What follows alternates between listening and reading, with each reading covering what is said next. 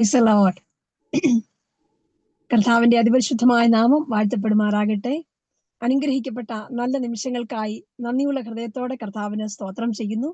ഈ അനുഗ്രഹിക്കപ്പെട്ട ആത്മീയ കൂട്ടായ്മയിൽ നിങ്ങളോട് ഒരുമിച്ചായിരിക്കാൻ കഴിഞ്ഞതിൽ ഞാൻ കർത്താവിന് സ്തോത്രം ചെയ്യുകയാണ്. പ്രിയ ഫേബ കർത്തദാസി സിസ്റ്ററാണ് എന്നെ ക്ഷണിച്ചത്. ഇതിനു മുമ്പും ഒരിക്കൽ നിങ്ങളോട് ഒരുമിച്ചായിരിക്കാൻ അവസരം ലഭിച്ചിട്ടുണ്ടായിരുന്നു. ഇത്രത്തോളം സമയം ഞാൻ വാസ്തവത്തിൽ യാത്രയിലായിരുന്നു. ഇപ്പോൾ ഉദ്ദിഷ്ട സ്ഥാനത്ത് എത്തിയിട്ടുണ്ട്. ഞങ്ങൾ കുറവലങ്ങാട് സെന്ററിന്റെ ചുമതലയാണ് വഹിക്കുന്നത്. സെന്റർ ഗോസ്പൽ ടീമിന്റെ വർക്ക് ഇന്ന് നടക്കുകയാണ്. അപ്പൊ രാവിലെ തന്നെ വീട്ടിൽ നിന്ന് ഇറങ്ങി മീറ്റിംഗിൽ പങ്കെടുക്കേണ്ടതുള്ളതുകൊണ്ട് യാത്രയിലുടനീളം ഞാൻ മീറ്റിംഗിൽ പങ്കെടുക്കുകയായിരുന്നു. വാസ്തവത്തിൽ എനിക്ക് വളരെ നല്ല ദൈവസാന്നിധ്യം അനുഭവിക്കാൻ കഴിഞ്ഞു. പ്രിയ സിസ്റ്റർ നല്ല രീതിയിൽ ഗാന ശുശ്രൂഷ നിർവഹിച്ചു. യാത്രയിൽ ആത്മീയമായി കർത്താവിനോട് അടുത്ത് എനിക്ക് ആത്മീയ ബന്ധം, കർത്താവിന്റെ സാന്നിധ്യം അനുഭവിക്കാൻ കഴിഞ്ഞു. നിങ്ങൾ എല്ലാവരും അങ്ങനെ ആയിരിക്കുന്നു എന്ന് ഞാൻ വിശ്വസിക്കുന്നു. ഇങ്ങനത്തെ അവസരം ഒരുക്കി തന്ന കർത്തദാസിയോട് നന്ദി പറയുന്നു. ഈ പ്രവർത്തനങ്ങളെ മുൻപോട്ട് കൊണ്ടുപോകാൻ ദൈവം സഹായിക്കുന്നുണ്ട്. ഇത്രത്തോളം സഹോദരിമാർ വിവിധ ടൈം സോണുകൾ, വിവിധ സ്ഥലങ്ങൾ, ലോകത്തിന്റെ വിവിധ രാജ്യങ്ങളിൽ നിന്ന് ഈ സൂം പ്ലാറ്റ്ഫോമിലായിരിക്കും. നിങ്ങൾക്ക് എല്ലാവർക്കും യേശുക്രിസ്തുവിന്റെ നാമത്തിലുള്ള വന്ദനത്തെ പറയുകയാണ്. ബഹുമാന്യ കർത്തദാസി ഓർപ്പിച്ചതുപോലെ എൻ്റെ പേര് മേഘാ സുനിൽ. എൻ്റെ ഹസ്ബൻഡ് പാസ്റ്റർ സുനിൽ വേട്ടമല. കുറവലങ്ങാട് സെന്ററിന്റെ ചുമതല വഹിക്കുന്നതോടൊപ്പം ഏറ്റുമാനൂർ പാർക്കുന്നു. 3 കുട്ടികളാണ് ഞങ്ങൾക്കുള്ളത്. 3 പേരും പഠനത്തിലാണ്.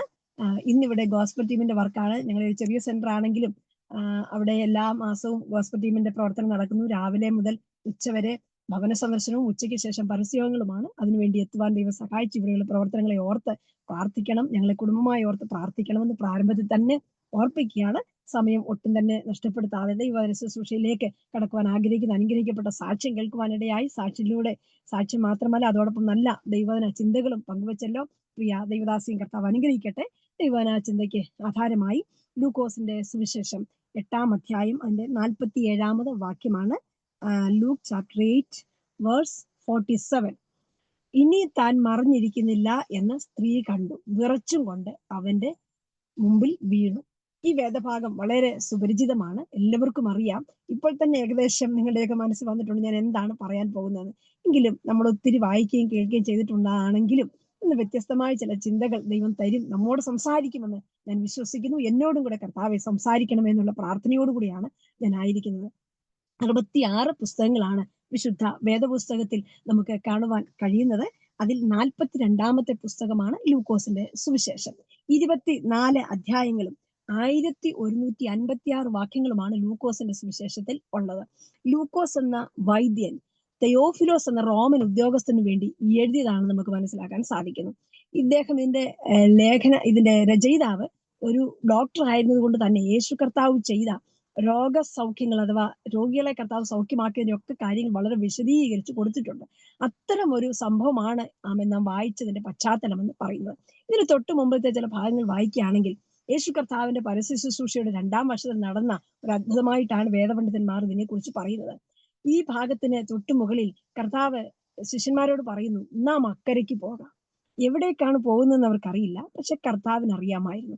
കർത്താവ് ഇത്രേ പറഞ്ഞുള്ളൂ, പട കയറി നാം അക്കരയ്ക്ക് പോകാം. അക്കരെ എന്ന് പറഞ്ഞാൽ ഗദരദേശത്തേക്ക് പോകാനാണ് കർത്താവ് ആഗ്രഹിക്കുന്നത്. അതാണ് ശിഷ്യന്മാരെ കൂടെ പറഞ്ഞത്. എന്തിനു പോകുന്നെന്ന് അവർക്കറിയില്ല, പക്ഷെ പറഞ്ഞ കർത്താവിന് അറിയായിരുന്നു. സ്തോത്രം. കർത്താവിന് വ്യക്തമായ ലക്ഷ്യമുണ്ടായിരുന്നു. പ്രിയമുള്ളവരെ, പലതും കർത്താവ് നമ്മോട് പറയുമ്പോൾ, ദൈവം നമ്മോട് സംസാരിക്കുമ്പോൾ നമുക്കൊന്നും അതിന്റെ അർത്ഥം മനസ്സിലാകില്ല. പക്ഷേ നമ്മോട് അരുളി ചെയ്യുന്ന കർത്താവിന് വ്യക്തമായ ഉദ്ദേശമുണ്ട്. നമ്മുടെ എല്ലാ ജീവിതത്തിൽ പലതും സംഭവിച്ചു കഴിയുമ്പോഴാണ് നമ്മൾ അറിയുന്നത്.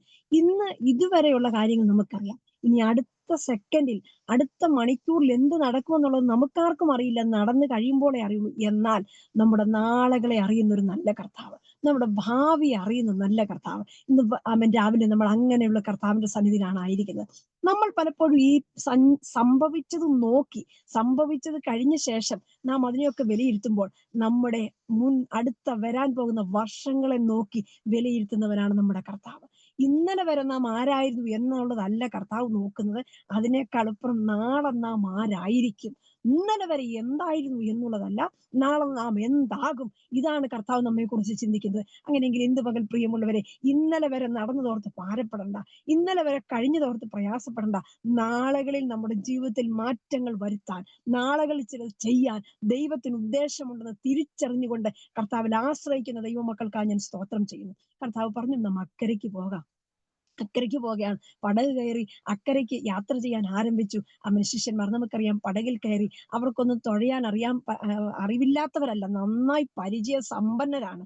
പക്ഷേ അവർ നടുക്കടലിൽ ചെന്നപ്പോൾ ശക്തമായ കാറ്റും കോളും അടിക്കുവാനിടയായി. അവിടെ വെച്ച് തീർന്നു പോകുമെന്ന് അവർ വിചാരിച്ചു. അക്കരയ്ക്ക് പോകാൻ പറഞ്ഞെങ്കിലും അക്കരെ വരെ എത്താൻ കഴിയില്ലെന്നായിരുന്നു അവർ വിചാരിച്ചത്, അവർ പ്രതീക്ഷിച്ചത്. പ്രിയമുള്ളവരെ, പലപ്പോഴും നമ്മുടെ ജീവിതത്തിൽ ഇങ്ങനെ തോന്നിയിട്ടില്ലേ? അക്കരയ്ക്ക് പോകാമെന്നും ചില വാഗ്ദാനങ്ങളൊക്കെ തന്ന് ദൈവം വിളിച്ചിറക്കി. പക്ഷെ അവിടെ വരെ എത്താൻ കഴിയില്ലെന്ന് ചിന്തിക്കുന്ന സാഹചര്യങ്ങളായിരിക്കും നമ്മുടെയൊക്കെ ജീവിതത്തിലുള്ളത്. എന്നാൽ ഇന്ന് പകൽ രാവിലെ തന്നെ ഒരു ദൂതായിട്ട് ഞാൻ പറയാം, ഇല്ല, വിളിച്ചിറക്കിയെങ്കിൽ അക്കരെ എത്തിക്കാൻ വിശ്വസ്തനാണ്. ഒരുപക്ഷെ കാറ്റടിച്ചെന്നിരിക്കും, തിരമാലകൾ ഉയർന്നെന്നിരിക്കും, പടക് മുങ്ങുമെന്ന് തോന്നിയെന്നിരിക്കും. പക്ഷേ മുങ്ങാതെ കൂടെയുള്ള കർത്താവിന്റെ സാന്നിധ്യം തിരിച്ചറിയുന്നവർക്കായി ഞാൻ ദൈവത്തിന് സ്തോത്രം ചെയ്യുന്നു. എന്റെ ചിന്ത ഇങ്ങനെയാണ്, ആ പടക് മുൻപോട്ട് പോകുമ്പോൾ അവർ വിചാരിച്ചു മുങ്ങിപ്പോകുമെന്ന്. ഒരുപക്ഷെ കണ്ടു നിന്നവരും വിചാരിച്ചിട്ടുണ്ട് ഈ പടക് മുങ്ങും, ഈ പടക് അക്കരെ എത്തില്ലെന്ന്. എന്നാൽ കണ്ടു നിന്നവരുടെ പ്രതീക്ഷയ്ക്കപ്പുറത്ത്, കണ്ടു നിന്നവരുടെ ആശങ്കയ്ക്കപ്പുറത്ത്, പടകിലുള്ളവരുടെ ആശങ്കയ്ക്കപ്പുറത്ത് യേശു കർത്താവിടെ വെളിപ്പെടുവാനിടയായി തീർന്നു. സ്തോത്രം. ഞാൻ വേഗത്തിൽ പറഞ്ഞു മുൻപോട്ട് പോകുന്ന കർത്താവ് അങ്ങനെ ഉദ്ദേശിച്ചതുപോലെ തന്നെ ഗദരദേശത്ത് ചെന്നു. ഗദരദേശത്ത് ചെന്നത് ഭൂതഗ്രസ്തനായ ഒരു മനുഷ്യനെ സൗഖ്യമാക്കാൻ വേണ്ടിയാണ്. ആ ഭാഗങ്ങളൊക്കെ ഒത്തിരി വിശദീകരിക്കേണ്ടതാണെങ്കിലും ഞാൻ പറയുന്നില്ല. അവിടെ നിന്ന് സൗഖ്യമാക്കി തിരിച്ച് വീണ്ടും കഫർന്നഹൂമിൽ വന്നു. അവിടെ വന്ന ശേഷം യേശു കർത്താവിനെ ഒരു മനുഷ്യൻ എതിരേൽക്കുകയാണ്. യായിറോസ് എന്നാണ് പേര്. അദ്ദേഹം വന്നതിന്റെ ഉദ്ദേശം ഇതാണ്: കർത്താവെ, 12 വയസ്സുള്ള എന്റെ മകൾ മരിപ്പാറായിരിക്കുന്നു, അവളെ ഒന്ന് വന്ന് സൗഖ്യമാക്കണമെന്ന് പറയാൻ വേണ്ടിയാണ് ഈ മനുഷ്യൻ യേശുവിന്റെ അടുക്കൽ വന്നത്. 12 വയസ്സുള്ള മകൾക്ക് വേണ്ടി ഒരു പിതാവാണ് വന്നിരിക്കുന്നത്. അങ്ങനെ ആ യായിറോസിന്റെ ഭവനത്തിലേക്കുള്ള യാത്രക്കിടയിൽ സംഭവിച്ചൊരു കാര്യമാണ് നമ്മൾ ഇവിടെ വായിച്ചത്. അത്രയുമാണ് പശ്ചാത്തല ഭാഗം പറയുവാനായിട്ട് ഞാൻ താല്പര്യപ്പെടുന്നത്. വായിച്ച വേദഭാഗത്ത് ഇങ്ങനെയാണ്: ഇനിയും താൻ മറഞ്ഞിരിക്കുന്നില്ല എന്ന് സ്ത്രീ കണ്ടു. നമ്മൾ ഇന്ന് പകൽ ചിന്തിക്കുന്ന വചനം ഇതാണ്. എന്തുകൊണ്ടാണ് താൻ മറഞ്ഞിരിക്കുന്നില്ലെന്ന് അവൾ ചിന്തിക്കാൻ കാരണം എന്ന് പറഞ്ഞാൽ, ഇതുവരെ അവൾ മറഞ്ഞിരിക്കുകയായിരുന്നു. പക്ഷേ അവൾ പറയാണ്, ഇനിയും ഞാൻ മറഞ്ഞിരിക്കുന്നില്ല. എന്താണ് അങ്ങനെ പറയാൻ അവളെ പ്രേരിപ്പിച്ച ഘടകം എന്നുള്ളതിനെ കുറിച്ചാണ് ചില കാര്യങ്ങൾ പറയാനായിട്ട് താല്പര്യപ്പെടുന്നത്. നമുക്കറിയാം, യായിറോസിന്റെ കാര്യം നാം നോക്കിയാൽ 12 വയസ്സുള്ള ഈ മകൾക്ക് വേണ്ടി സംസാരിക്കാൻ വന്നിരിക്കുന്നത് ഒരു പിതാവാണ്.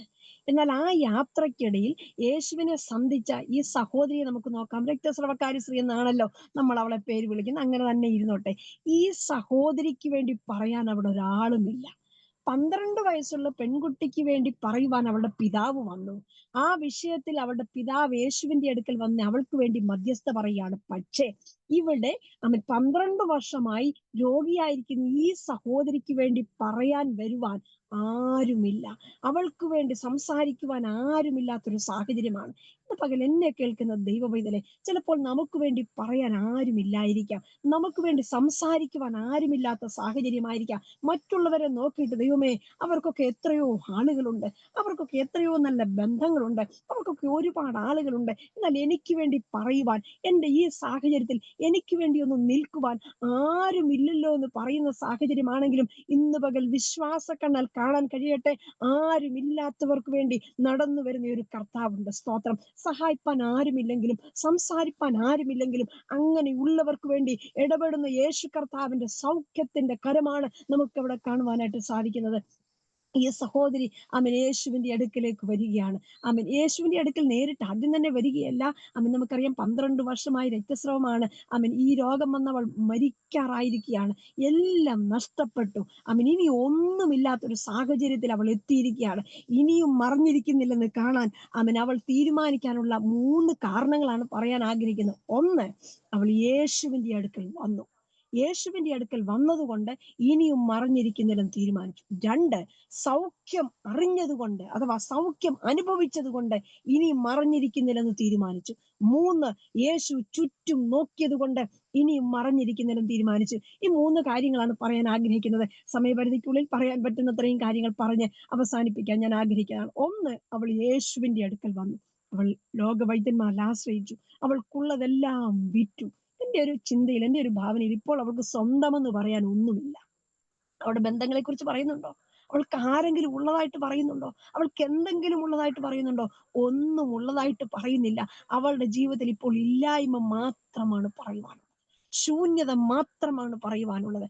എന്തൊക്കെയോ അവൾക്ക് ഉണ്ടായിരുന്നവളാണ്, പക്ഷെ ഉണ്ടായിരുന്നതെല്ലാം ഈ രോഗനിമിത്തം അവൾക്ക് നഷ്ടപ്പെടുവാനിടയായി തീർന്നു. അവൾ ഒന്നുമില്ലായ്മയിൽ ജനിച്ചവളല്ല, എന്തൊക്കെയോ ഉണ്ടായിരുന്നവളാണ്, എന്തൊക്കെയോ സ്വന്തമായി ഉണ്ടായിരുന്ന സഹോദരിയ, പക്ഷേ അവൾക്കുണ്ടായിരുന്നതെല്ലാം ഈ രോഗനിമിത്തം നഷ്ടപ്പെടുവാനിടയായി തീർന്നു. ആമേൻ. എന്നാൽ എല്ലാം നഷ്ടപ്പെട്ട ഈ സഹോദരിക്ക് യേശു സ്വന്തമായി ലഭിക്കാൻ പോകുകയാണ്. സ്തോത്രം. എന്നെ കേൾക്കുന്ന പ്രിയമുള്ളവരെ, ലോകത്തിൽ ഒന്നുമില്ലെങ്കിലും യേശുവിനെ സ്വന്തമാക്കുവാൻ കഴിഞ്ഞിട്ടുള്ളവർക്കായി ഞാൻ ദൈവത്തിന് സ്തോത്രം ചെയ്യുന്നു. ലോകത്തിൽ ഏറ്റവും വലിയ ഭാഗ്യാവസ്ഥ എന്ന് പറയുന്നത് കർത്താവിനെ സ്വീകരിക്കുക, കർത്താവിനെ അറിയുക, കർത്താവിനെ സ്വന്തമാക്കുക എന്നുള്ളതാണ്. ഞാൻ പലപ്പോഴും പറയാറുണ്ട്, കയറി കിടക്കാൻ ഒരു വീടില്ലെങ്കിലും, അവൻ നന്നായി ഭക്ഷിക്കാൻ ഭക്ഷണമില്ലെങ്കിലും, യേശുവിനെ രക്ഷകനായി സ്വീകരിച്ച് ഹൃദയത്തിൽ സമാധാനമുള്ള ദൈവമക്കൾ, അവരാണ് ഏറ്റവും ഭാഗ്യമുള്ളവർ. സ്തോത്രം. ഈ സ്ത്രീയുടെ അടുക്കലേക്ക് തന്നെ നമുക്ക് നോക്കാം. അവൻ ഇവൾ ഇങ്ങനെ ഭാരപ്പെട്ടു, ഇനി ഒരു രക്ഷയുമില്ല. ചികിത്സ ചെയ്തു, ഉണ്ടായിരുന്നെല്ലാം വിറ്റു, ഡോക്ടേഴ്സിന് കൊടുത്തു, ഫലം നിരാശ മാത്രം, സൗഖ്യം ലഭിച്ചിട്ടില്ല. അങ്ങനെ ഇരിക്കുമ്പോൾ അവൾ കേൾക്കുന്നു, യേശു എന്നൊരുവൻ രോഗികളെ സൗഖ്യമാക്കുന്നു, യേശു എന്നൊരുവൻ ഇതുവഴി നടന്നു വരുന്നുണ്ട്, യേശു എന്നൊരുവൻ സാധാരണ ധാരാളം കുരുടരെ സൗഖ്യമാക്കുന്നുണ്ട്. അങ്ങനെ ഇരിക്കുമ്പോൾ അവൾ ഇത് കേട്ടപ്പോൾ അവൾക്ക് തോന്നിയ അവസാനത്തെ കച്ചിത്തുരുമ്പെന്ന വണ്ണം ഞാനും യേശുവിന്റെ അടുക്കൽ ഒന്ന് ചെല്ലുകയാണ്. എന്റെ ഭാവനയിൽ ഞാൻ പറയട്ടെ, തലേ ദിവസമാണ് അവൾ ഈ വാർത്ത അറിയുന്നത്, യേശു രോഗികളെ സൗഖ്യമാക്കുന്നത്. പിറ്റേ പ്രഭാതത്തിൽ അവൾ വിചാരിച്ചു, ഇന്ന് ഞാൻ യേശുവിന്റെ അടുക്കൽ പോകുകയാണ്. സ്തോത്രം. ഇന്ന് ഞാൻ യേശുവിനെ ഒന്ന് കാണും. രാവിലെ തന്നെ തീരുമാനിച്ചു. എഴുന്നേറ്റപ്പോൾ തന്നെ എഴുന്നേൽക്കാനുള്ള ആരോഗ്യം അവൾക്കില്ല. അവളുടെ ശരീരത്തിലെ രക്തമെല്ലാം നഷ്ടപ്പെട്ട് ഒരു ജീവച്ഛവം പോലെ അവൾ ആയിരിക്കുകയാണ്. ഇനി അധികം നാളുകൾ അവൾക്ക് മുൻപോട്ടില്ലെന്ന് അവൾക്ക് തന്നെ മനസ്സിലായി. ഇനി ഇനി ഒരു ലോക വൈദ്യരെ ഞാൻ ആശ്രയിക്കുന്നില്ല, ഇനി ഒരു ഡോക്ടേഴ്സിന്റെ അടുക്ക് ഞാൻ പോകുന്നില്ല, എന്നാൽ യേശുവിനെ കുറിച്ച് കേട്ടു, ഇനി അവസാനമായി ഇതും കൂടി ഒന്ന് പരീക്ഷിക്കാം എന്നുള്ള നിലയിൽ അവൾ യേശുവിന്റെ അടുക്കൽ പോകാൻ തീരുമാനിച്ചു. യേശുവിന്റെ അടുക്കൽ ചെന്നതുകൊണ്ട് അവൾക്ക് മറഞ്ഞിരിക്കാൻ സാധ്യമല്ല. പ്രഭാതത്തിൽ എഴുന്നേറ്റു. അവൾ ഒന്ന് നന്നായി ഒരുങ്ങി വേണമല്ലോ പോകുവാൻ. കാരണം യേശുവിനോടൊപ്പം ധാരാളം പുരുഷാരമൊക്കെ ഉണ്ടെന്ന് അവൾ കേട്ടിട്ടുണ്ട്. അതുകൊണ്ട് നന്നായി ഒരു വസ്ത്രമൊക്കെ ധരിച്ചു പോകണമല്ലോ എന്നോർത്ത് അവൾ അവളുടെ അലമാര, വസ്ത്രങ്ങൾ ഇരിക്കുന്ന അലമാര അഥവാ പെട്ടി ഒന്ന് തുറന്നു നോക്കി. ഏത് വസ്ത്രമാണ് ധരിച്ചു കൊണ്ടുപോകുന്നത്? അവൾ ഒരു നിമിഷം എല്ലാ വസ്ത്രങ്ങളും മാറി മാറി നോക്കി. അവളുടെ കണ്ണുകൾ നിറഞ്ഞു. പ്രിയമുള്ളവരെ, നമുക്കെല്ലാം ധാരാളം വസ്ത്രങ്ങൾ ദൈവം തന്നിട്ടുണ്ട്. വിശേഷിച്ച് നമ്മുടെയൊക്കെ ബർത്ത്ഡേ വരുമ്പോൾ, വെഡിങ് ആനിവേഴ്സറി വരുമ്പോൾ, നമ്മുടെയൊക്കെ മക്കളുടെ വിവാഹത്തിനൊക്കെ എടുത്തിരുന്ന വസ്ത്രങ്ങൾ നമ്മൾ നന്നായി സൂക്ഷിക്കും. അതൊക്കെ ധരിക്കാൻ നമുക്ക് സന്തോഷമാണ്. അപ്പോൾ നമ്മൾ മറ്റുള്ളവരോട് പറയും, എന്റെ മോൻ എടുത്തു തന്നതാ, എന്റെ മകൾ തന്നതാ, ഇതൊക്കെ പറയാൻ സന്തോഷമാണ്. പക്ഷെ ഇവളെ സംബന്ധിച്ചിടത്തോളം അവൻ ഏത് വസ്ത്രം എടുത്താലും സന്തോഷത്തിന്റെ ഓർമ്മയല്ല, സങ്കടത്തിന്റെ ഓർമ്മകളാണ്. സ്തോത്രം. എന്താ കാരണം എന്നറിയാമോ? ഓരോ വസ്ത്രം എടുക്കുമ്പോഴും അതിൽ അവൻ രക്തക്കറകളാണ്, അതിൽ പാടുകൾ നിറഞ്ഞിരിക്കുകയാണ്. അവൾ ഓരോ സ്ഥലങ്ങളിൽ അപമാനിക്കപ്പെട്ടതിന്റെ ഓർമ്മകളാണ് ഓരോ വസ്ത്രങ്ങളും എടുക്കുമ്പോൾ. ഇന്ന് പകൽ എന്നെ കേൾക്കുന്ന പ്രിയമുള്ളവരെ, അവൻ ഒരുപാട് ഓർമ്മകളുടെ, സന്തോഷങ്ങളുടെ ഓർമ്മകളുള്ള ധാരാളം സാഹചര്യങ്ങൾ നമുക്കുണ്ട്. അപ്പോൾ തന്നെ മനസ്സിന് മുറിവേറ്റിട്ടുള്ള, മനസ്സിന് വേദന ഉളവാക്കിയിട്ടുള്ള ചില സന്ദർഭങ്ങൾ നമ്മുടെ ജീവിതത്തിൽ ഉണ്ടായിരിക്കാം. അത്തരം സന്ദർഭങ്ങൾ മറക്കാൻ ആഗ്രഹിച്ചാലും ചില സന്ദർഭങ്ങളിലെങ്കിലും അത് നമ്മുടെ ഓർമ്മകളിലേക്ക് വരും. അപ്പോൾ നമ്മുടെ കണ്ണുകൾ അറിയാതെ നിറയുവാനിടയാകും. പകൽ എന്നെ കേൾക്കുന്ന ദൈവവൈതലെ, ഹൃദയത്തിൽ മുറിവേറ്റിട്ട് മറക്കാൻ കഴിയാതെ ആഴത്തിലുള്ള മുറിവ് നിമിത്തം പലപ്പോഴും ഭാരപ്പെടുന്ന ജീവിതങ്ങൾ ഇന്ന് പകൽ എന്നെ കേൾക്കുന്നെങ്കിൽ ദൈവാത്മാവ് ഞാൻ വിളിച്ചു പറയട്ടെ, നിന്റെ മുറിവുകളെ ഉണക്കുന്ന, നിന്റെ മുറിവുകൾക്ക് ആശ്വാസം പകരുന്ന ഒരു നല്ല കർത്താവ് ഇന്ന് പകൽ നമ്മുടെ അടുക്കൽ വന്നിട്ടുണ്ട്. എനിക്കറിയാം, സൂം പ്ലാറ്റ്ഫോമിലാണ് ഞാൻ സംസാരിക്കുന്നത്, നമ്മൾ പല സ്ഥലങ്ങളായിരിക്കുന്നത്, പക്ഷേ എനിക്കൊരു ദൈവ സാന്നിധ്യം അനുഭവിക്കാൻ കഴിയുന്നുണ്ട്. നിങ്ങൾക്കും അത് അനുഭവിക്കാൻ കഴിയുമെന്നാണ് ഞാൻ വിശ്വസിക്കുന്നത്. കാരണം ദൈവവചനത്തിന് ബന്ധനമില്ലല്ലോ. ദൈവവചനത്തിന്റെ പൂർണ്ണ ശക്തിയോടുകൂടിയാണ് സഞ്ചരിക്കുന്നത്. ഇന്ന് പകൽ നിങ്ങൾ ഇരിക്കുന്ന സ്ഥലത്ത് ഈ ദൈവത്തിന്റെ സാന്നിധ്യം അനുഭവിക്കാൻ കഴിയുമെന്നാണ് ഞാൻ തീർച്ചയായിട്ടും മനസ്സിലാക്കുന്നത്. ദൈവപൈതലെ, നിന്റെ മുറിവുകൾ ഒരുപക്ഷെ ആർക്കും അറിയില്ലായിരിക്കാം. ജീവിതത്തിൽ കൂടെ കിടന്ന് ഉറങ്ങുന്ന ജീവിത പങ്കാളിക്കറിയില്ലായിരിക്കാം, കൂടെ പാർക്കുന്ന മക്കൾക്കറിയില്ലായിരിക്കാം. പക്ഷെ ആ മുറിവുകൾ നിമിത്തം നിന്റെ തേങ്ങലുകൾ സ്വർഗം അറിയുന്നുണ്ട്. അതിനൊരു പരിഹാരം, അതിന്മേലൊരു മരുന്ന്, അതിന്മേലൊരു ഔഷധം നൽകാൻ യേശു ആഗ്രഹിക്കുകയാണ്. സ്തോത്രം. ഈ സഹോദരി ഒരുപാട് സങ്കടപ്പെട്ടു. അവസാനം ഉള്ളതിൽ നല്ലൊരു വസ്ത്രം ധരിച്ച് അവൾ യേശുവിന്റെ അടുക്കലേക്ക് പോവുകയാണ്. പോകാൻ ഇറങ്ങുമ്പോൾ ഹൃദയത്തിൽ ആശങ്ക. കാരണം എന്തെന്നറിയാമോ? പുറത്തിറങ്ങാൻ നിയമം അനുശാസിക്കുന്നില്ല.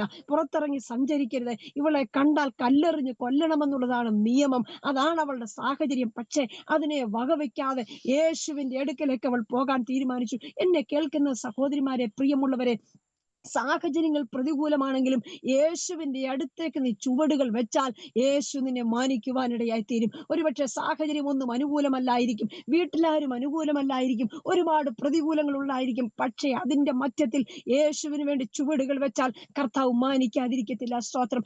ഞാനൊരു പാരമ്പര്യ യാക്കോബ കുടുംബത്തിലാണ് ജനിച്ചു വളർത്തപ്പെട്ടത്. എന്റെ കുടുംബത്തിലോ ഒന്നും ഒരു പാസ്റ്റർമാരോ ദൈവദാസന്മാരോ ഇല്ലായിരുന്നു. പക്ഷെ എന്റെ കുടുംബത്തിൽ ആദ്യമായി കർത്താവിന്റെ വേലയ്ക്ക് വേണ്ടി സമർപ്പിക്കപ്പെടുവാൻ എനിക്കിടയായി തീർന്നു. ജീവിതത്തിലെ ഏറ്റവും വലിയ ഭാഗ്യം അതാണെന്ന് ഞാൻ കരുതുകയാണ്. പ്രിയമുള്ളവരെ, ഒരുപാട് പ്രതികൂലങ്ങളും പ്രതിസന്ധികളും അനുഭവിച്ചിട്ടുണ്ട്.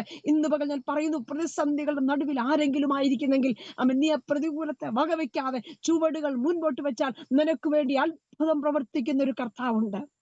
അവൾ തീരുമാനിച്ചു, ഞാൻ യേശുവിന്റെ അടുക്കൽ പോകണമെന്ന്. അവൾ യാത്ര ആരംഭിച്ചു. ഭവനത്തിൽ ഇറങ്ങി, വഴിയിലിറങ്ങി അവൾ പോവുകയാണ്. യേശുവുള്ള സ്ഥലത്തേക്കാണ് അവൾ യാത്ര ചെയ്യുന്നത്.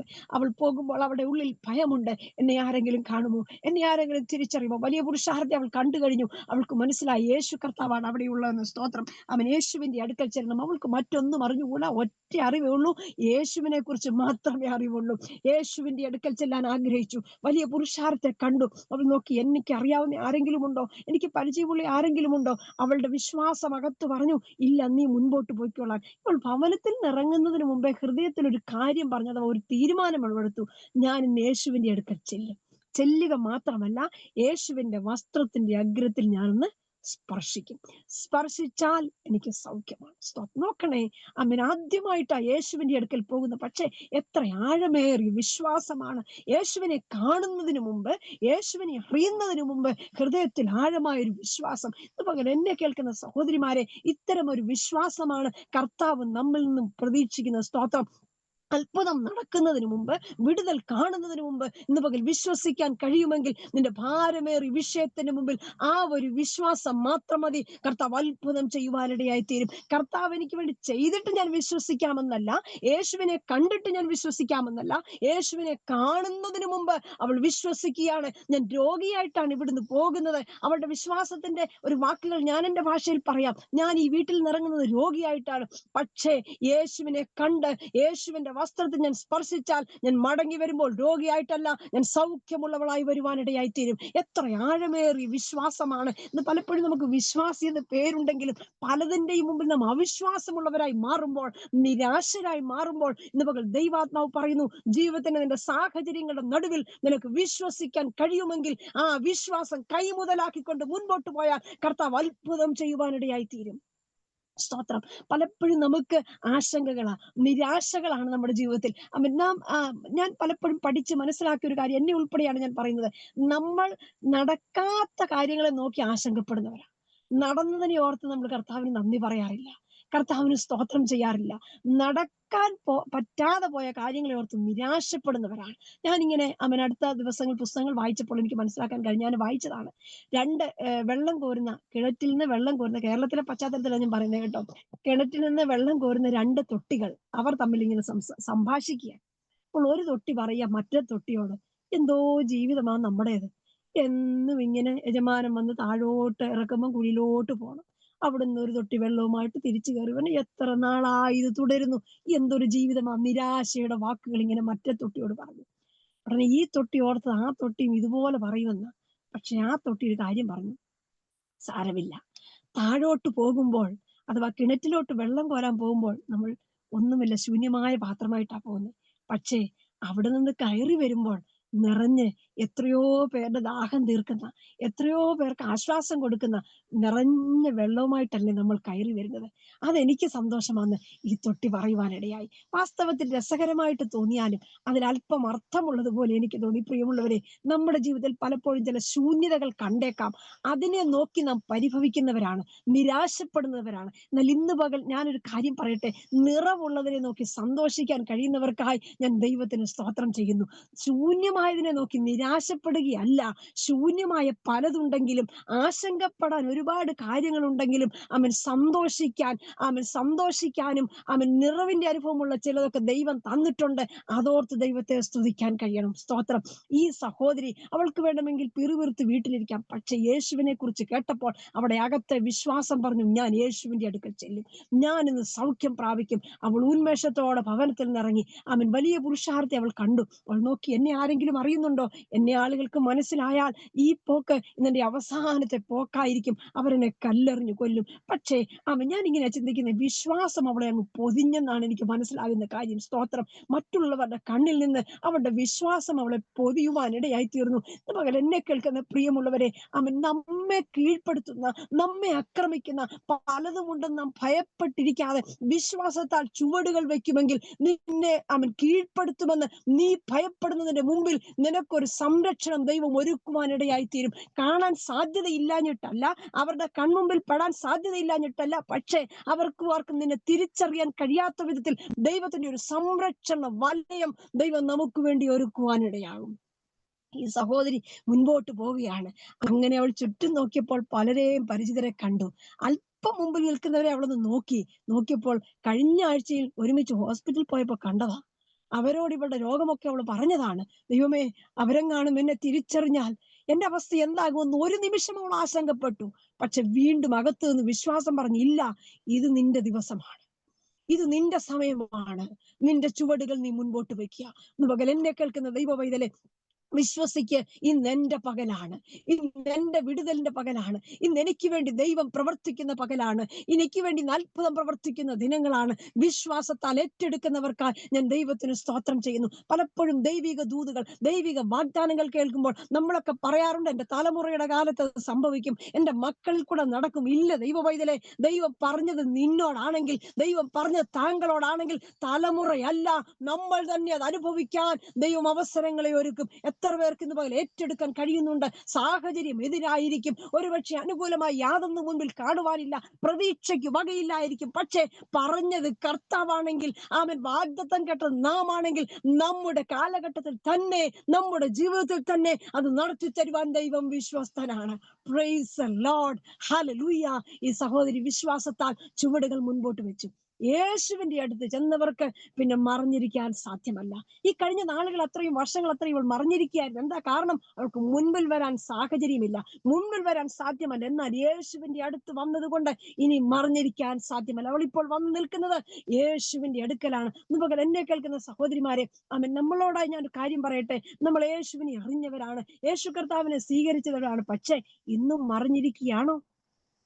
ആത്മീയമായി മുൻപന്തിൽ വരാൻ കഴിഞ്ഞിട്ടുണ്ടോ? ഒരുപക്ഷെ നിങ്ങൾ പറഞ്ഞേക്കാം, സിസ്റ്റർ എനിക്ക് പ്രസംഗിക്കാൻ അറിയില്ല. പ്രസംഗിക്കുന്നത് മാത്രമല്ല ശുശ്രൂഷ, ഒരുപാട് ശുശ്രൂഷകൾ കർത്താവിന് വേണ്ടി ചെയ്യുവാൻ സാധിക്കും. പ്രിയമുള്ളവരെ, ദൈവത്തിന് നിങ്ങളെക്കുറിച്ച്, ഓരോരുത്തരെ കുറിച്ച് ഉദ്ദേശമുണ്ട്. നമ്മെ ഓരോരുത്തരെ കുറിച്ചുള്ള ദൈവിക പദ്ധതികൾ വ്യത്യസ്തമാണ്. നാം അതിൽ മുന്നേറുമ്പോൾ മാത്രമാണ് നമുക്ക് സംതൃപ്തി ലഭിക്കുന്നത്. ഞാൻ മനസ്സിലാക്കുന്നു, ഈ സൂം പ്ലാറ്റ്ഫോമിലുള്ള ഓരോ വ്യക്തികളെ കുറിച്ചും ദൈവത്തിന് ഉദ്ദേശമുണ്ട്. ഇന്ന് പകൽ പ്രിയമുള്ളവരെ, അതിൽ നാം മറഞ്ഞിരിക്കരുത്. ആ ഉദ്ദേശത്തിന് വേണ്ടി മുമ്പിൽ വരണം. കഴിഞ്ഞ നാളുകൾ അത്രയും, കഴിഞ്ഞ വർഷങ്ങൾ അത്രയും മറിഞ്ഞിരിക്കുകയായിരുന്നെങ്കിൽ ഇന്ന് പകൽ ദൈവാത്മാവ് പറയുന്നു, യേശുവിന്റെ അടുത്ത് വന്ന സഹോദരി, നീ ഇനി മറിഞ്ഞിരിക്കരുത്, നീ മുൻപന്തിയിലേക്ക് വരണം. സ്തോത്രം. യേശുവിന്റെ അടുക്കൽ വന്നത് കൊണ്ട് അവൾക്ക് മറിഞ്ഞിരിക്കാൻ സാധ്യമല്ല. അവൾ യേശുവിന്റെ അടുക്കൽ വന്നു. ഇനി അടുത്തായിട്ട് അവൾക്ക് ചെയ്യാനുള്ള കാര്യം, അഥവാ അവൾ ആഗ്രഹിക്കുന്നത്, യേശുവിന്റെ വസ്ത്രത്തിന്റെ അഗ്രത്തിൽ ഒന്ന് സ്പർശിക്കണം. സ്തോത്രം. അവൾ പതിയെ ചെല്ലുകയാണ്. ആരും കാണരുത്, ആരും അറിയരുത്, യേശു പോലും അറിയരുത്. ഇതാണ് അവളുടെ ആഗ്രഹം. യേശു പോലും അറിയാതെ വസ്ത്രാഗ്രഹത്തിൽ സ്പർശിച്ചിട്ട് സൗഖ്യം പ്രാപിച്ച് അവൾക്ക് പോകണം. ഇതായിരുന്നു അവളുടെ ആഗ്രഹം. അവൾ അങ്ങനെ ആരും അറിയാതെ അടുത്തേക്ക് ചെല്ലുവാനിടയായി. ശിഷ്യന്മാരോ ഇതൊന്നും ഇവൾക്ക് അറിഞ്ഞുകൂടി. ഇവൾക്ക് ആകെ യേശു സൗഖ്യമാക്കും, അത് മാത്രമേ അവൾ കേട്ടുള്ളൂ. അങ്ങനെ ശിഷ്യഗണങ്ങളുടെയൊക്കെ ഇടയ്ക്കൂടെ അവൾ പതിയെ യേശുവിന്റെ അടുക്കൽ ചെന്നു. അപ്പോൾ നോക്കണം, എങ്ങോട്ട് പോയിക്കൊണ്ടിരിക്കുക? യേശു ശിഷ്യന്മാരൊക്കെ യായിറോസിന്റെ ഭവനത്തിലോട്ടാണ് പുരുഷാരമൊക്കെ പോയിക്കൊണ്ടിരിക്കുന്നത്.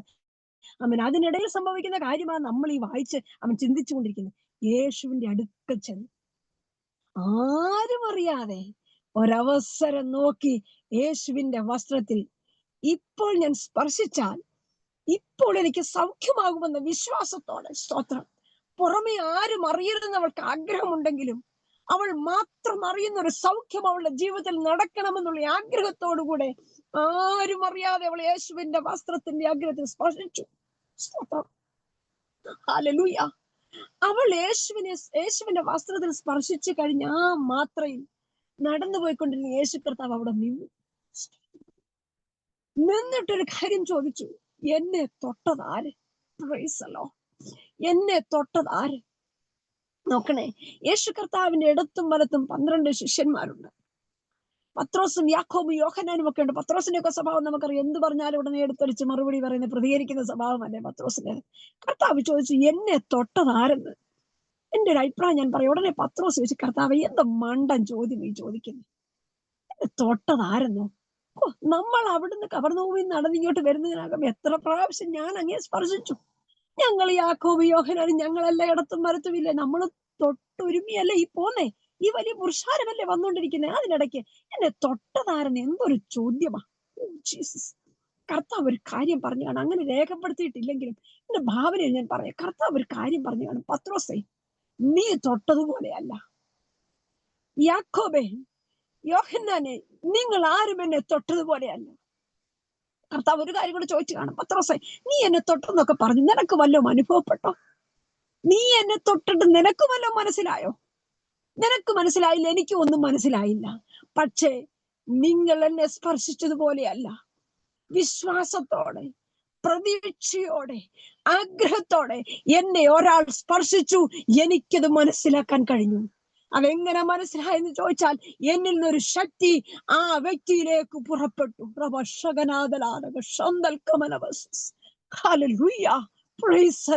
കർത്താവ് പറയാണ്, പത്രോസ്, നീ എന്നെ തൊട്ടതുപോലെയല്ല, നീ എന്നെ സ്പർശിച്ചതുപോലെയല്ല. വിശ്വാസത്തോടെ എന്നെ ഒരാൾ സ്പർശിച്ചു. ആ വ്യക്തിയിലേക്ക് എന്നിൽ നിന്നൊരു ശക്തി പുറപ്പെട്ടിട്ടുണ്ട്. സ്തോത്രം. ഇന്ന് പകൽ എന്നെ കേൾക്കുന്ന ദൈവവൈതലെ, വളരെ വിദൂരങ്ങളിലാണ് ഇരിക്കുന്നതെങ്കിലും ഞാൻ മനസ്സിലാക്കുന്നു, ദൈവവചനത്തിന് അതിന് ശക്തിയുണ്ട്. ദൈവവചനം അതിവേഗം പാഞ്ഞു ചെല്ലുന്നതാണ്. ഇന്ന് പകൽ രോഗിയായി ക്ഷീണിതയായി ഇരിക്കുന്ന ഇരിപ്പിൽ വിശ്വാസത്തോടുകൂടെ ഈ വചനം ഏറ്റെടുക്കാൻ കഴിയുമെങ്കിൽ ഞാൻ തീർച്ചയായും വിശ്വസിക്കുന്നു, നിങ്ങൾ ആയിരിക്കുന്ന സ്ഥലത്ത് ചില ശക്തി നിങ്ങൾക്ക് അനുഭവിക്കാൻ കഴിയും. ചില ദൈവിക സ്പർശനത്തിന്റെ ശക്തി നിങ്ങൾക്ക് അനുഭവിക്കാൻ കഴിയും. ഒരുപക്ഷെ മറ്റാരുമില്ലായിരിക്കും നിങ്ങളുടെ അടുത്ത് കരം വയ്ക്കാൻ, ആരുമില്ലാതെ ഒറ്റയ്ക്കൊരു റൂമിലായിരിക്കും ഇരിക്കുന്നത്. പക്ഷെ ഈ പ്രസംഗിക്കുന്ന ദൈവവചനത്തിന്റെ ശക്തിയാൽ നിങ്ങളെ ദൈവാത്മാവ് സ്പർശിക്കുമെന്ന് ഇന്ന് പകൽ ഞാൻ പൂർണ്ണമായി വിശ്വസിക്കുകയാണ്. സ്തോത്രം. ശഖന ഹസ്തന റഗൽഖന റഗഡഗ ദുരാരവശ്യാലകൽഖമന വനവസ്. യേശു കർത്താവ് ചോദിക്കുകയാണ്, എന്നെ തൊട്ടതാര്? സ്തോത്രം. യേശുവിൽ നിന്നൊരു ശക്തി പുറപ്പെട്ടു. അവൾക്കും ഉടനെയത് മനസ്സിലായി. ഈ കാര്യം അറിഞ്ഞ 2 പേരേ ഉള്ളൂ. ആരാ? ഒന്ന് യേശു കർത്താവ്, ഒന്ന് ഈ സഹോദരി മാത്രമേ അറിഞ്ഞിട്ടുള്ളൂ. ആമേൻ. സൗഖ്യം അനുഭവിച്ചതിനാൽ ഇനി മറഞ്ഞിരിക്കാൻ സാധ്യമല്ല. യേശുവിനെ അവൾ തൊട്ട് കഴിഞ്ഞപ്പോൾ, ശക്തി പുറപ്പെട്ടു കഴിഞ്ഞപ്പോൾ എന്താ സംഭവിച്ചത് അറിയാമോ? ബാധ ഒഴിഞ്ഞ് അവൾ സ്വസ്ഥയായി. ഹല്ലേലൂയ. ബാധ ഒഴിഞ്ഞ് അവൾ സ്വസ്ഥയായി തീരുവാനിടയായി. നമുക്ക് എന്നെ കേൾക്കുന്ന ആമേൻ ദൈവമക്കളെ, ആമേൻ, യേശുവിൽ നിന്ന് ശക്തി പുറപ്പെട്ട ബാധ ഒഴിഞ്ഞ് അവൾ സ്വസ്ഥയാകുവാനിടയായി തീർന്നു. അപ്പോൾ ഈ 12 വർഷം ഇവളെ അലട്ടിയത് രോഗമായിരുന്നോ? ഇവൾ ചികിത്സിച്ചത് രോഗത്തിന് വേണ്ടിയാ, രോഗത്തിന്റെ ലക്ഷണമാ. പക്ഷെ രോഗമല്ലായിരുന്നു, ബാധയായിരുന്നു. ബൈബിൾ എഴുതിയിരിക്കുന്ന കാര്യം ഞാൻ പറഞ്ഞു കേട്ടോ. ബാധ ഒഴിഞ്ഞവൾ, മർക്കോസിന്റെ സുവിശേഷത്തിനും ലൂക്കോസിന്റെ സുവിശേഷം ഒക്കെ നമ്മൾ ചേർത്ത് പഠിക്കുമ്പോൾ അങ്ങനെയാ കാണുന്നത്. ബാധ ഒഴിഞ്ഞവൾ സ്വസ്ഥയായി. സ്തോത്രം. അപ്പോൾ ലക്ഷണം രോഗത്തിന്റെ ലക്ഷണമാണെങ്കിലും ഇതൊരു ബാധയായിരുന്നു. അപ്പൊ എന്തുകൊണ്ടാ ചികിത്സിച്ചിട്ട് സൗഖ്യം വരാതിരുന്നത്? ബാധയായതുകൊണ്ടാ. രോഗമാണെങ്കിൽ ചികിത്സിച്ചാൽ സൗഖ്യം വരും. ബാധയാണെങ്കിൽ ദൈവത്തിന്റെ ആത്മാവിന് മാത്രമേ സൗഖ്യമാക്കാൻ കഴിയുള്ളൂ. യേശുവിന്റെ ശക്തി പുറപ്പെട്ടപ്പോൾ അവൾ സൗഖ്യമായി തീർന്നു. 12 വർഷമായി അവളുടെ സ്വസ്ഥത നഷ്ടപ്പെടുത്തിയ, അവളുടെ ആരോഗ്യം നഷ്ടപ്പെടുത്തിയ, അവളുടെ ജീവിതത്തിലുള്ള എല്ലാ ബന്ധങ്ങളും എല്ലാം നഷ്ടപ്പെടുത്തിയ ആ ബാധ ഒഴിഞ്ഞ് ആ സെക്കൻഡിൽ അവൾ സ്വസ്ഥമാകുവാനിടയായി. ഇന്ന് പകൽ എന്നെ കേൾക്കുന്ന ദൈവവൈതലെ, നാളുകളായി വർഷങ്ങളായി നിന്നെ അലട്ടുന്ന പ്രതിസന്ധി ആയിരിക്കാം. ദൈവത്തിന്റെ ശക്തി വ്യാപരിച്ചു കഴിഞ്ഞാൽ, യേശുവിന്റെ ശക്തി വ്യാപരിച്ചു കഴിഞ്ഞാൽ ആ സെക്കൻഡിൽ നമുക്ക് സൗഖ്യം ലഭിക്കുവാനിടയാകും. സ്തോത്രം. അവൾ സ്വസ്ഥയായി, അവൾ സൗഖ്യം അറിഞ്ഞു. അവിടെ പറയുന്നു, ആമേൻ, ഇനിയും താൻ മറഞ്ഞിരിക്കുന്നില്ല. സൗഖ്യം അനുഭവിച്ചു കഴിഞ്ഞു പിന്നെ മറഞ്ഞിരിക്കാൻ പറ്റുമോ? Price the Lord. ഇന്ന് പകൽ കേൾക്കുന്ന ദൈവമക്കളെ, സൗഖ്യം അറിഞ്ഞവരൊക്കെ ഇല്ലേ? സൗഖ്യം അനുഭവിച്ചവരില്ലേ? മറഞ്ഞിരിക്കുകയാണോ? എനിക്ക് കഴിവില്ലെന്ന് പറഞ്ഞ് മാറിയിരിക്കുകയാണോ?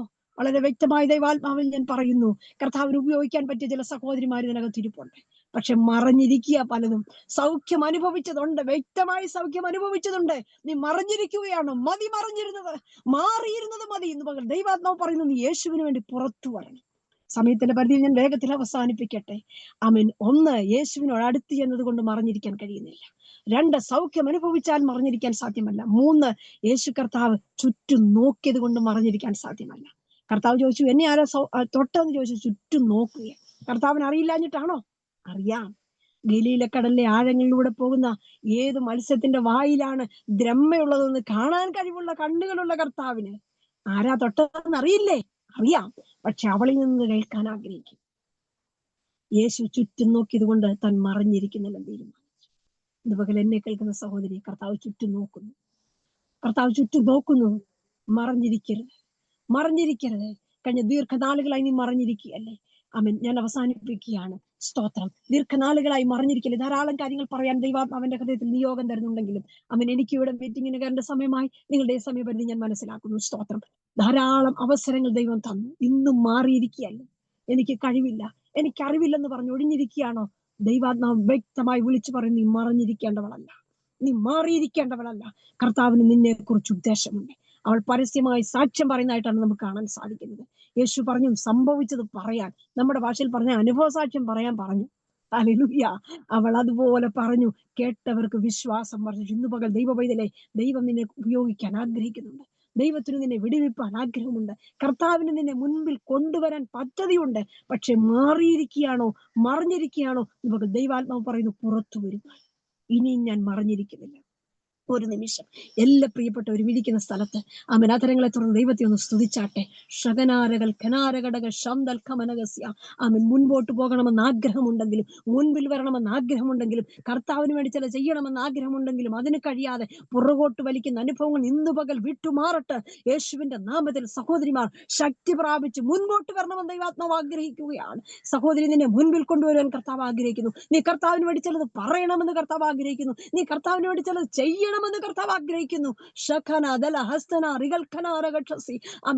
നിരാശകളെല്ലാം മാറിപ്പോകട്ടെ. സങ്കടങ്ങളും വേദനകളുമല്ല ദൈവാത്മാവിനെ ഉപയോഗിക്കുന്ന വിധങ്ങളുണ്ട്. ദിവസങ്ങൾ ദൈവാത്മാവ് ശക്തിയോടെ ഉപയോഗിക്കാൻ ആഗ്രഹിക്കുന്നു. ഇതുപോലെ സമർപ്പിച്ചു കൊടുക്കുമെങ്കിൽ വിടുതലുകൾ ദൈവം നൽകിയത് അതിന്റെ നന്ദി പറഞ്ഞുകൊണ്ട് അതിനനുസരിച്ച് മുൻപോട്ട് വരുവാൻ ദൈവാത്മാവ് ആഗ്രഹിക്കുകയാണ്. എത്രയോ നാളുകളായി പലപ്പോഴും ദൈവികമാകുന്ന ദൂതുകൾ കേട്ടിട്ട് മുൻപോട്ട് വരാൻ കഴിയാത്ത സാഹചര്യമാണെങ്കിൽ ഇന്ന് ദൈവാത്മാവ് ഒരിക്കൽ കൂടെ ആഹ്വാനം തരുന്നു, മുൻപിൽ വരണം.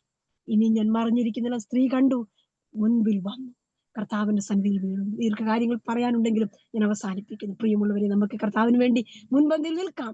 പ്രിയ ഫേബ സിസ്റ്റർ, കർത്താവ് അനുഗ്രഹിക്കട്ടെ, പ്രവർത്തനങ്ങളെ അനുഗ്രഹിക്കട്ടെ. ഞങ്ങളെ കുടുംബമായി ഓർത്ത് പ്രാർത്ഥിക്കണം. ഒരിക്കൽ കൂടെ എല്ലാവർക്കും, വിശേഷ ഫേബ സിസ്റ്റർക്കും എല്ലാം നന്ദി പറഞ്ഞ് എന്റെ വാക്കുകളെ ഉപസംഹരിക്കുന്നു. ദൈവം നമ്മെ അനുഗ്രഹിക്കണം.